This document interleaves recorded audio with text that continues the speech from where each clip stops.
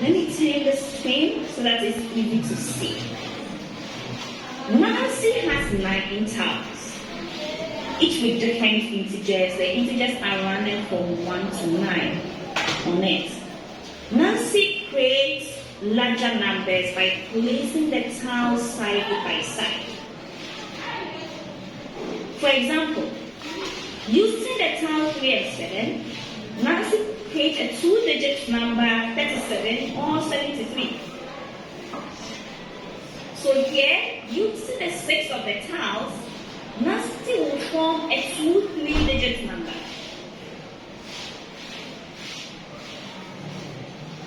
And these 2 3-digit numbers, they add up to 1,000. So in other words, what I'm saying is that, well, if Nancy has 6 of the tiles and place them side by side, you have this, that, and that.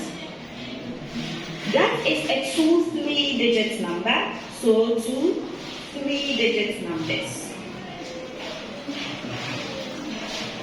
The sum of these is 1,000. If you add whatever we have, let's put say A, B, C, D, E, and F. What is the largest possible 3-digit number that she could have used? I think one of your colleagues have solved it. Some are saying 876. First answer I got was 373. 673. Okay. So I'm going to solve this together because of time. I have 5 minutes. But no worries, if you're still solving it, just solve it. And just later confirm if my answer matches your answer. Who knows? You could be correct and I will be wrong. Okay? So just keep working on it. Don't stop working. So first of all, I have drawn the idea there. So if I let 2 of the 3-digit numbers be A, B, C, and D, E, F, then I have to determine the largest 3-digit numbers A, B, for A, B, C. That is what I'm looking for.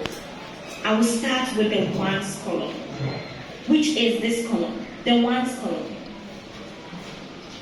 If I start with the ones column, I have that C and F, which are both digits from 1, because in the ones column, C and F are both digits from 1 to 9.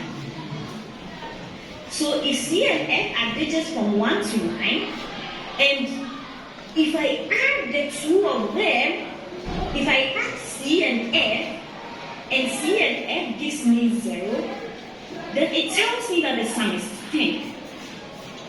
Because C and F will only C and F, because they're in the ones column, the possibility is it could be 1, 2, 3, up to 9. But if I'm adding the 2 of them, and the 2 of them is giving me a 10, if I sum it, and then my answer here is 0, then it tells me that C plus F is 10. That is what it tells me. So it tells me that C plus F is actually 10.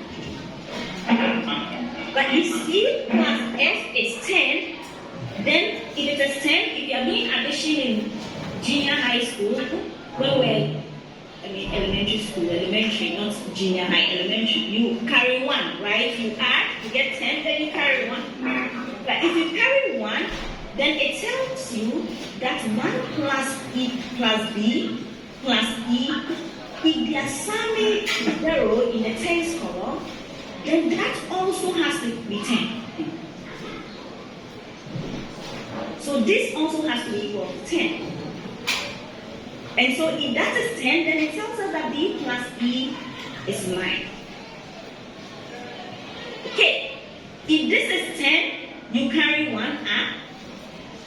If you carry 1 up, then you know that, well, for this to work, I need 1 plus A plus D to be 10. And so my A plus D is 9. Now the rest is trying to use our idea of choosing the largest?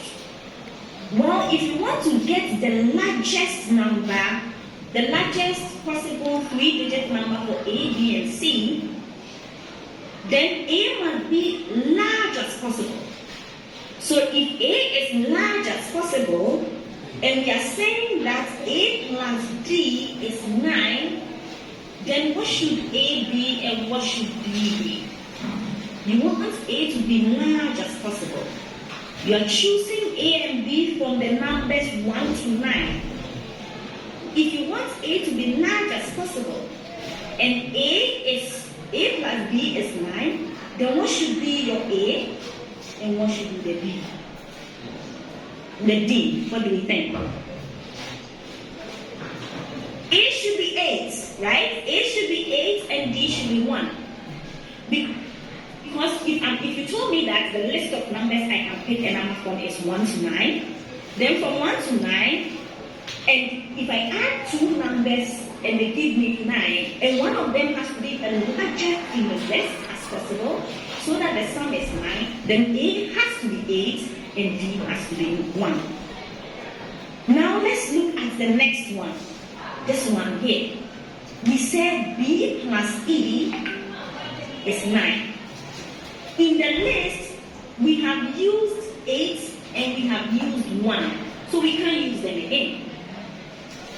So if we have used 8 and we have used 1, then our list that is left is 2, 3, 4, 5, 6, 7, and 9. In this list, if B plus E is 9, then what should be B and what should be E if B is largest as possible? B has to be the largest as possible.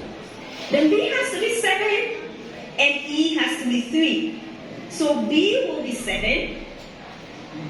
No, 2. And E will be 3.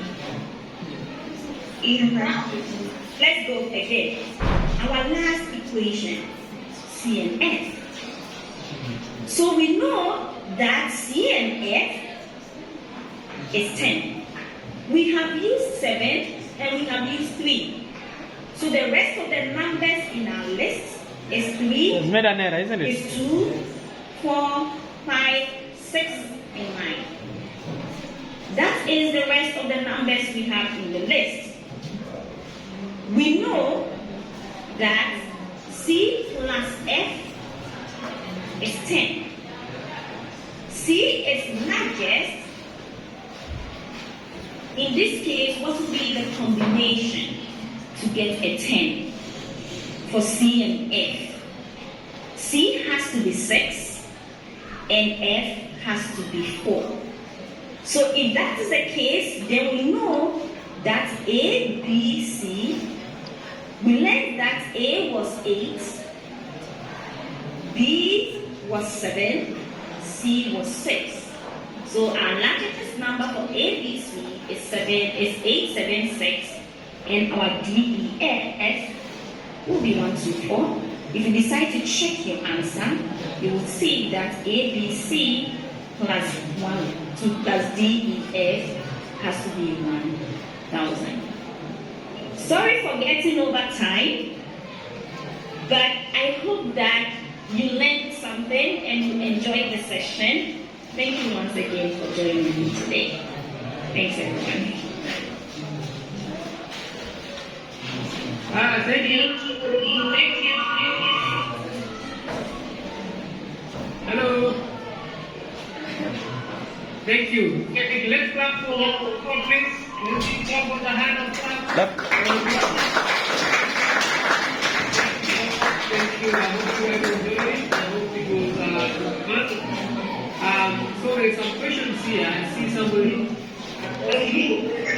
Compare which program are you using to teach. Asking for merit, which program I don't know what you mean by that habit. What do you mean? Which program are you using to teach? Comfort, do you understand that question? I'm not sure I understand. I don't know whether it's in the technique. Okay. I mean, do you want to mute? You want to unmute and ask the question?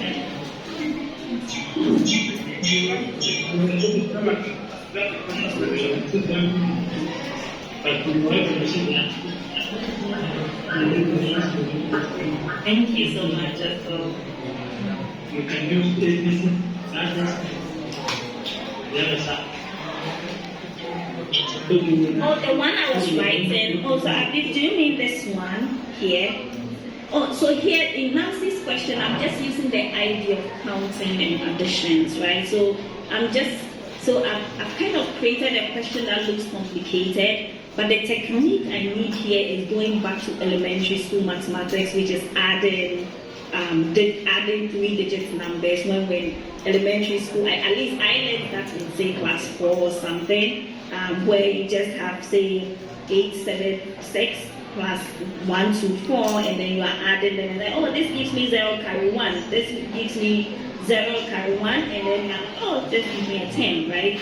But then I have just constructed the question in a more applied way so that it uses that technique. So I'm not using any interesting mathematics here. It's just visiting elementary school, but trying to set the question up so that it's more interesting to it. Yeah, I hope that answers the question.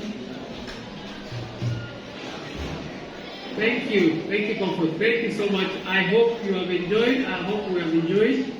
I hope this is beneficial for you guys. Just make math. We try to make math as fun as possible so that we can be able to enjoy it. And this for us is what we are looking forward to, is for an enjoyment of math and learn more as we enjoy doing math and just become a problem solvers along the way. It says, how many participants per school will sit for the first mathematics challenge?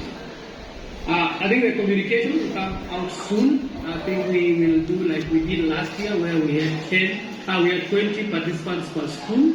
So if in case we change this year again, we'll let you know.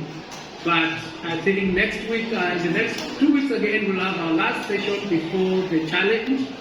And then after the challenge, we'll continue with the sessions going forward. If you guys enjoy these sessions, I would like to see more and would like to continue, let us know, so that we can be able to continue if it's beneficial and it's enjoyable for you and for your students. So thank you so much. Maybe one of you guys from the school can pray for us as we close our session today, and see you again in 2 weeks.